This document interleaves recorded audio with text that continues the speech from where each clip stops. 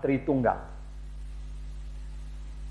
Percayalah kepadaku bahwa aku di dalam Bapa dan Bapa di dalam aku. Di bagian awal lagi dari ini malah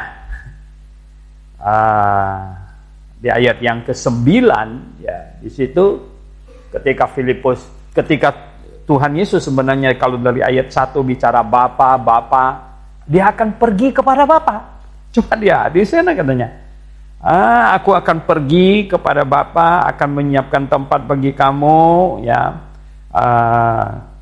Tidak ada seorang pun yang datang kepada Bapa kalau tidak melalui aku, ya, mengenal Bapa dan lain sebagainya. Lalu Filipus bertanya, bicara Bapa, kasih tunjuk Bapa itu kepada kami.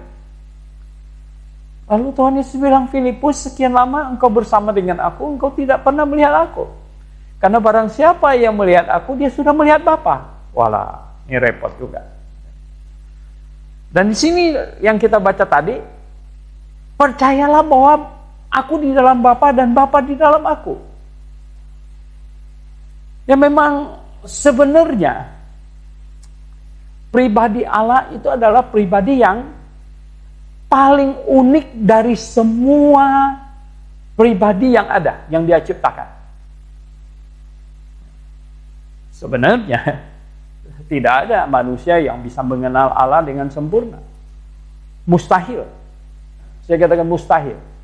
Terlalu sombong, congkak. Kalau seorang teolog berkata dia sudah mengenal Allah Tritunggal dengan sempurna, terlalu sombong. Tidak bisa. Di mana ada ayat-ayat yang berkata bahwa Bapa mengutus aku. Kalau pribadinya cuma satu, siapa mengutus siapa? Dia tidak bisa masuk akal.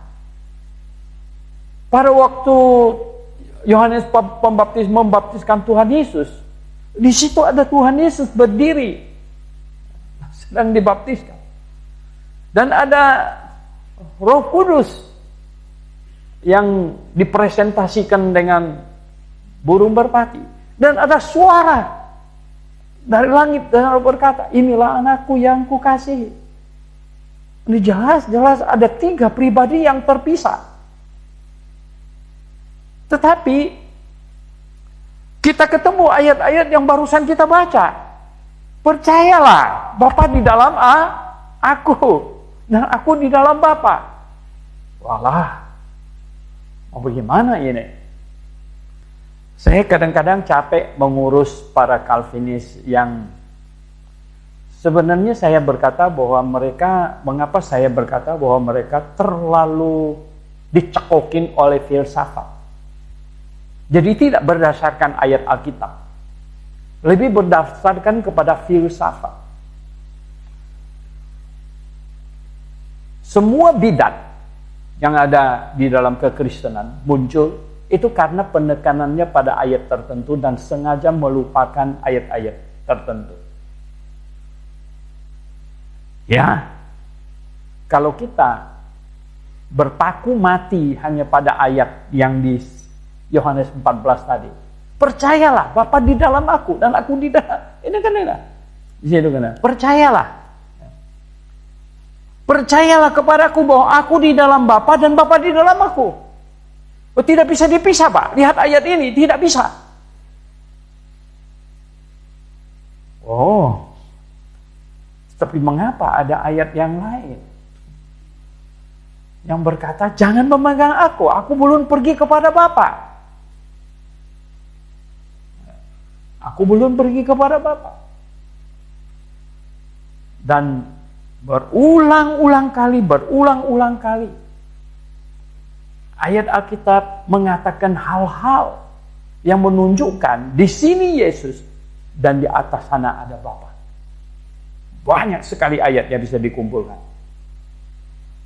Nah, kalau begitu sudah, apa yang mau disimpulkan? Oke? Tidak bisa tidak.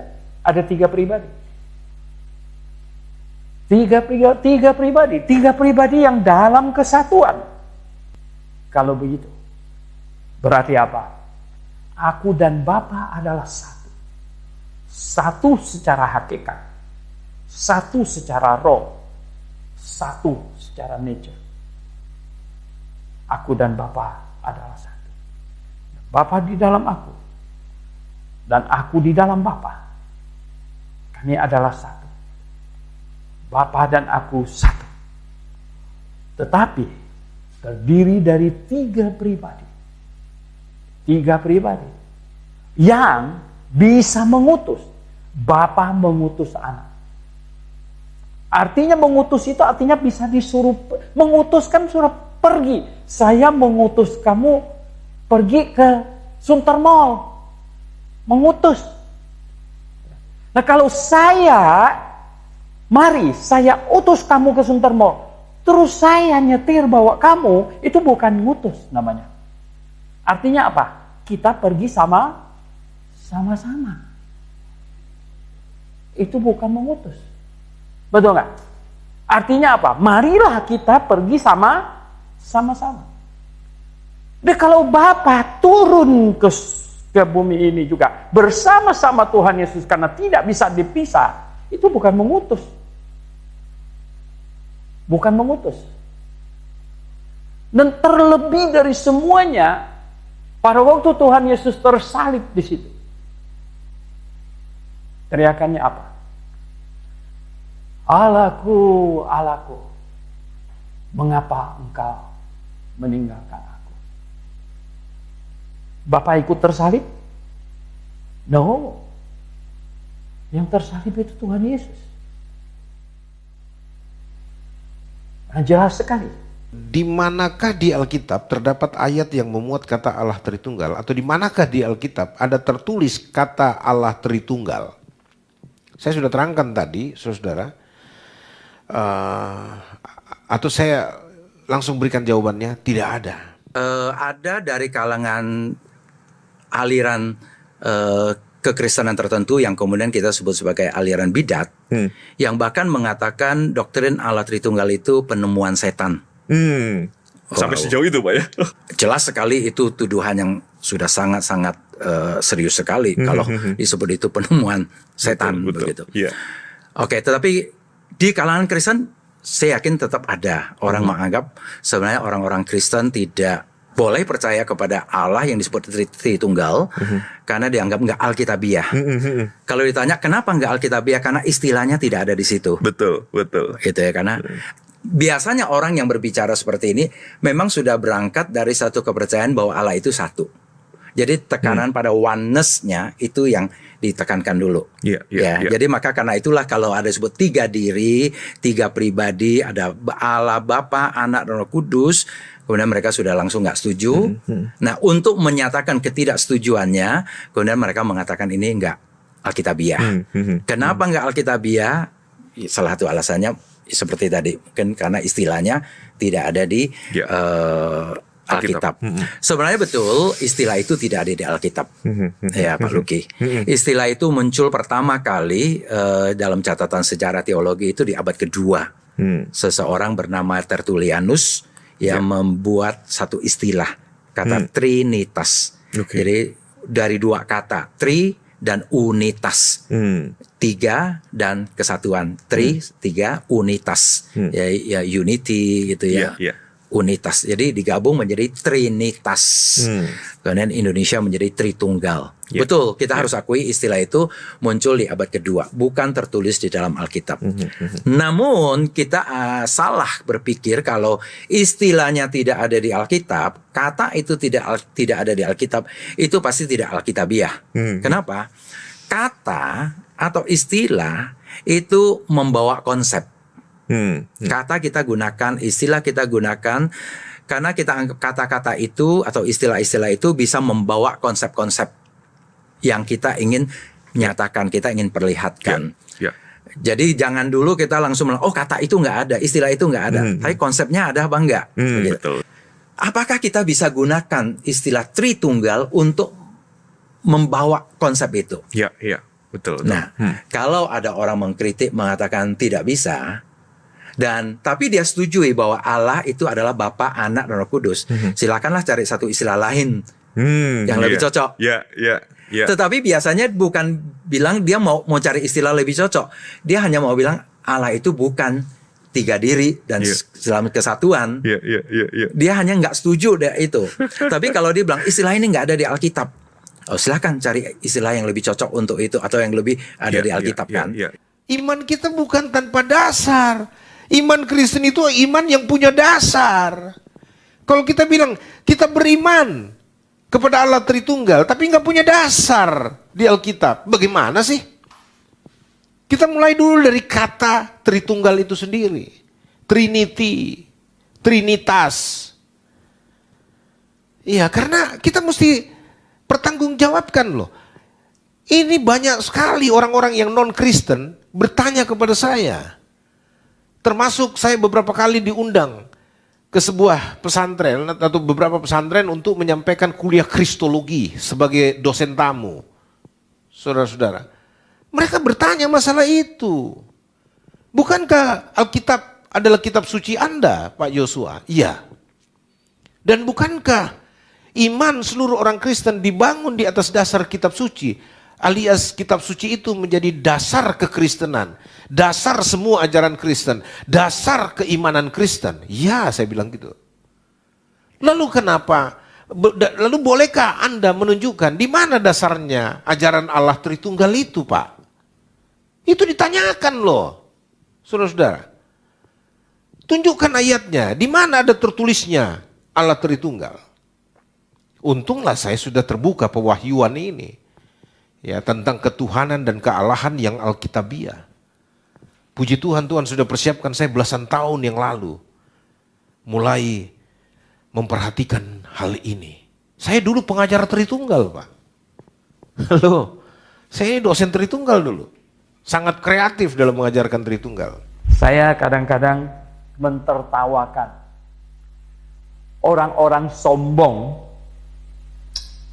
yang berkata bahwa dia sudah mengenal Allah Tritunggal secara sempurna. Saya sendiri tidak berani berkata. Saya hanya mencoba untuk memadukan semua ayat. Kita bisa kumpulkan buat tesis. Semua ayat yang berhubungan dengan Allah Tritunggal, kesatuannya dan ketigaannya. Apanya yang tiga dan apanya yang satu. Maka itu dia disebut Tritunggal. Dan dalam hal apa mereka satu? Dan dalam hal apa mereka tiga? Ini harus sangat jelas. Allah Tritunggal itu adalah buah dari orang mempelajari Alkitab secara exegese. Ya, sudah ditetapkan dulu temanya bahwa Allah itu Tritunggal. Esa tapi 3 pribadi. Itu tema yang dibangun. Itu exegese, bro. Karena di Alkitab tidak ada bicara begitu. Omongan yang tidak berdasar. Ya, orang omong kosong. Itu yang dibilang hoax. Nah, buat saya, ya dan sepanjang 2000 tahun ini, semenjak abad kedua sampai sekarang, orang-orang Kristen, mau dia Protestan, dia Katolik, dia Anglikan, dia Ortodoks, setuju, istilah ini sangat tepat. Memang tidak ada di Alkitab, tapi sangat tepat. Wah, bisa-bisa masuk juga kategori hoax itu, doktrin Tritunggal. Karena apa? Tidak ada di dalam Alkitab loh. Tapi kita bilang ada di dalam Alkitab. Bisa juga masuk kategori teologi hoax. Iya, kenapa? Karena yang ada di Alkitab bicara Allah itu Esa. Nah, Allah yang Esa itu jelas, titik. Allah kita itu unitas. Tetapi bukan sekedar hanya unitas. Bahwa Allah kita itu tri. Tapi bukan politeisme tri, Allah itu 3 Allah. Bukan juga Allah itu hanya satu diri dalam tadi unitas monoteistik. Dia monoteistik betul, tapi bukan sekedar itu. Dia ada 3 diri. Tapi 3 diri ini juga bukan 3 Allah ya, begitu. Dia ada di tengahnya. Kata apa yang cocok untuk itu? Puji Tuhan, Tertullian menciptakan satu istilah yang sangat bagus, triunitas. Allah kita itu Tritunggal. Kalau ada orang merasa ndak enak pakai istilah itu, silahkan, mungkin begitu ya, mau ciptakan istilah lain, atau kalau enggak pakai saja istilah gini, Allah kita adalah Allah Bapa, Anak, dan Roh Kudus. Allah ini bukan 3 di Allah, tapi 3 diri dalam satu kealahan. Allah kita ini satu, tapi bukan hanya satu diri, dia satu esensi tapi 3 kealahan. 3 diri, satu kealahan, 3 diri. Kalau orang mau tanya, lantas untuk konsep kayak begitu, punya nggak sih istilah yang lebih agak bagus untuk menggambarkannya? Betul. Mau nggak mau kita mikir juga. Ya, Tritunggal bagus untuk menggambarkan itu. Kira-kira seperti itu, Pak. Iya. Berhenti di situ, soal penafsirannya urus masing-masing. Gak usah baku melawang, orang Ambon bilang. Ya, tanggung jawab masing-masing. Oke, semua gereja mengatakan, saya percaya Allah yang Esa. Oke, titik di situ aja. Urusan Anda mau jabarkan Allah yang Esa itu 2 pribadi, 3 pribadi, 4 pribadi, atau banyak pribadi, tanggung jawab masing-masing. Silahkan, terserah Anda. Tapi Allah yang Esa di dalam Alkitab adalah Allah yang satu pribadi. Dan Allah yang Esa itu adalah Yesus Kristus Tuhan. Itu yang Alkitab ajarkan. Amin, saudara.